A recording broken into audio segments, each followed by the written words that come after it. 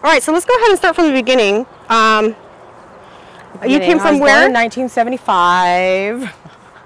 Oh, you don't really mean that far back, do you? No, you came from Anacortes, right? I did.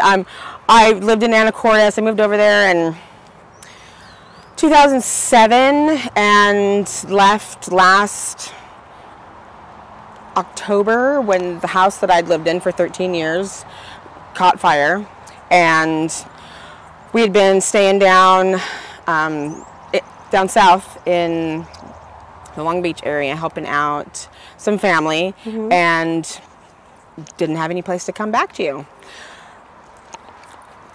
So we moved into the RV, which was always the plan. Just a little bit sooner.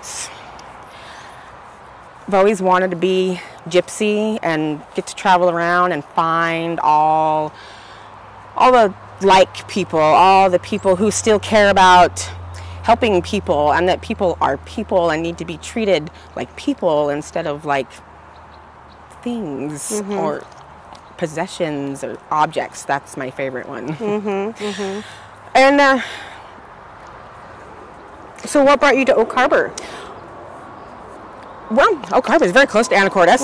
And if you live here or if you are from here, it's being on an island over there. There's only two ways you can go, Mount Vernon or Oak Harbor. I know people over here. I've lived within 15 minutes from here for 15 years. So it's not very big up here.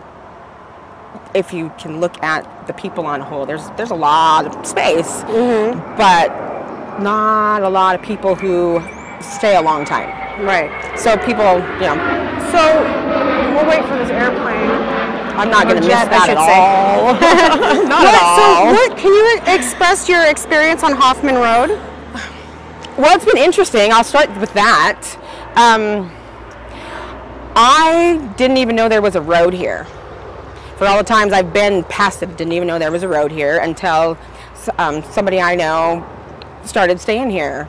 And it was after I'd left and been gone for a while and came back up here and came to visit. And some of the people that were here I had met throughout the years at other places. And everybody kind of, well, I say everybody as in the three people that I knew compared to all the people here. I don't really know any, but I know maybe five. I'm going to go out and say I know about 5 people and not very well. But it's when the first time I came over here, there was truck and van here, and then nothing at all, and then way down, almost as far down as you can see, there was 1 or 2 motorhomes down there, maybe, and that was it. And it was pretty quiet. And I had heard that prior to that, that they just got a bunch of people out. I don't know if that's the case, but there was nobody here. And then I went away again for a couple of months and come back, and it was the start of this. And what do you think attracted them to this road? What do I think? It's convenient, yet I'm not going to say private because it's not private, but it's detached. But still easy access because, I mean, you can't get anything here, so people have to go places to get it. And a lot of the ones that I've seen and know, most of the vehicles here are stationary. And well, we've heard some stories that go on about, some vandalism and stealing from the Liberty Market. And I've heard those kinds of stories from. Well, when you live here in the area 15 years, you hear all kinds of stories. I tend to stay away from that stuff because it's not necessary. Well, it's not necessary. It shouldn't be something that people think is necessary because there's more than enough to go around, and people shouldn't have to fight for the things that are freedoms, right? We're supposed to have these freedoms and be this great place, but people have to fight for food and fight for an affordable, decent place to live, but the roof isn't falling down. It's not fair. And Yeah. It's It doesn't help that the economy, or it skyrocketed in rentals and no, homes. it doesn't. It doesn't help that people lost their jobs because of COVID. Yeah. I mean, that happened to me too. Well, I didn't lost it because everybody did, but then because of schools, I have an autistic son, and when the schools closed down, and he was not able to participate in the online schooling, so he missed. I mean, altogether through the whole thing, because even after they went back, he was still like, I'm not used to being here. I don't really want to be here. This is not a good environment. He still spent more time at home than he did at school. So I didn't get to go back to work. And so, I mean, it's been very interesting. I'm not going to say it wasn't a struggle because it's been huge, but life it's all a struggle. But there's no resources over there for my sort of situation. I mean, at the time I had a place to live. It wasn't very well maintained, and well, towards the end there it was, I mean, I didn't feel very safe, and nobody really wanted to do anything about it. I feel because I was on a Section 8 voucher, which, I was very thankful for, because having an autistic son, and being a single parent, to give the whole story of single parent, autistic child working, and they call somebody, you're the only one. And I worked on the ferries for 7 years, and I would get calls in the middle of, I'm 2.5 hours away, in the middle of the water, where I can't do nothing. There's no taxi that comes out and can pick you up when you have to pick your child up from school. And it was miserable. It's tough.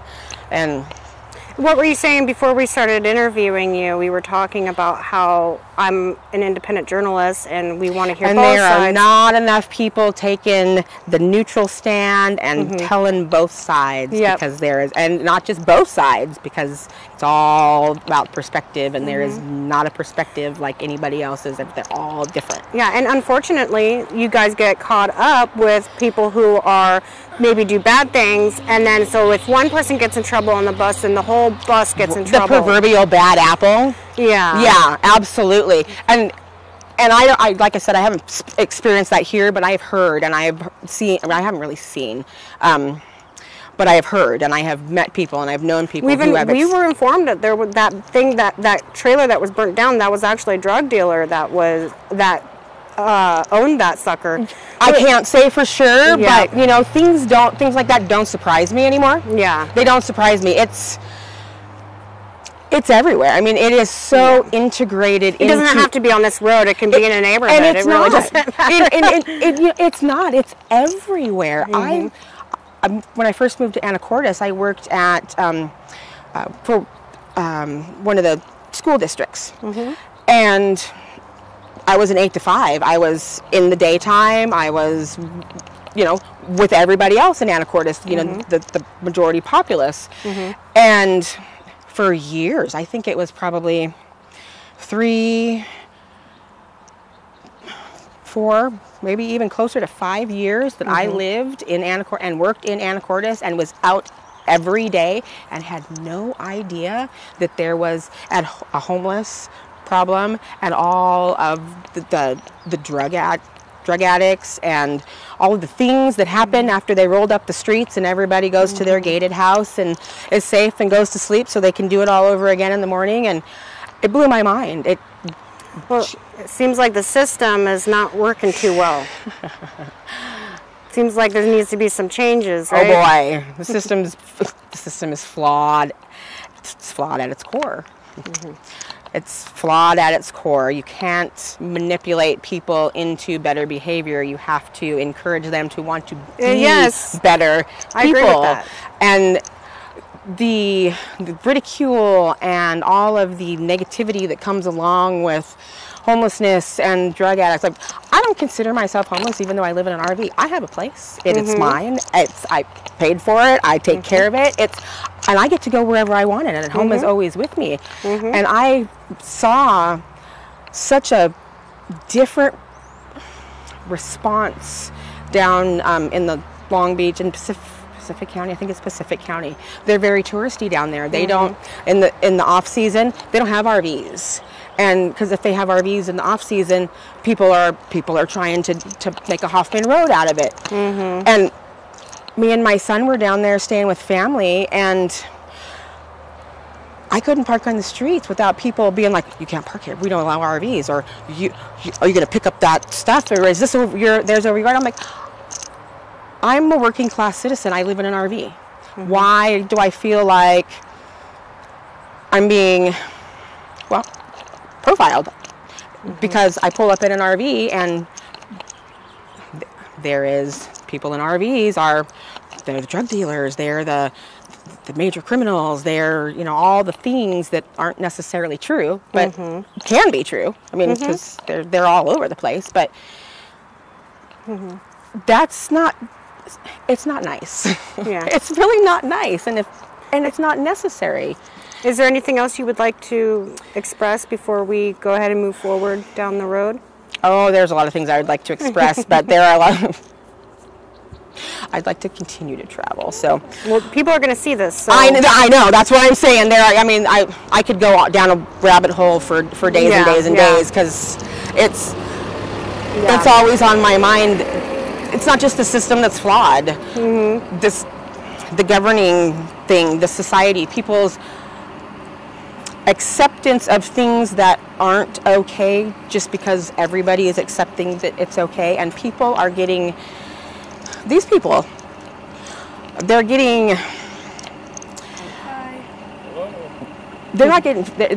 getting their American dream that they're supposed to have. I mean, they're not getting fair chances. Some of them are. I mean, some of them are, but there are a lot of people out there who don't get that just because of the way that they look or how they roll up into town, you know? And underestimation is, well, I think it's going to be the downfall of a lot of things. Do you think that the mess that's down there, do you think that once it's cleaned up, do you think it's going to stay that way? Truthfully, no. I don't. And that makes me sad, because it's so unnecessary. So unnecessary. But what do you, I mean, how do you think people feel that are throwing all these negative, you well, they're already dropped down. They're already, you know, yeah, it's already there, and they're already blaming me for it. So why should I try to do better? Or, you know, I mean, because nobody's going to believe me, or they're just going to come back and do it again. And lack of self-esteem, a lack of self-respect. That I don't understand it, but I've seen it in a lot of different cases where people have given up, and there's like. They have given up, you said? They've given up. They've given up, you know, not necessarily on one thing, but on all the things, you know. Good life, or the possibility of one, or, I mean, that's a rabbit hole too, because there's so many different personalities and backgrounds, and everybody's story is different, and absolutely. And people are getting judged unfairly because, well, really, who's qualified to judge anybody else? Who knows what you've My gone through? life isn't perfect. I'll say that. Perfection it doesn't exist. It's not real. It's not real. It is not real. And even if it was, my idea of perfection might not be your idea of perfection. It might not be your idea of perfection, and it might be somebody else's idea of the exact opposite of perfection.